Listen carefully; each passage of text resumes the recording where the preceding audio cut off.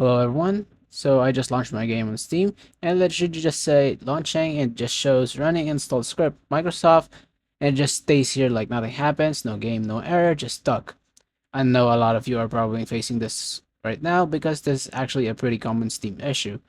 It looks scary, but honestly, it's a super easy fix. So yeah, don't worry, I got you. Alright, so the first thing, just open up your Steam. Once you're here, go to the top left, click on Steam, then go into settings. Now inside settings, look for in-game. On the left side, you're going to see this option that says enable Steam overlay while in game. Just turn that off. Yeah, I know it sounds random, but trust me, this actually fixed for a lot of people.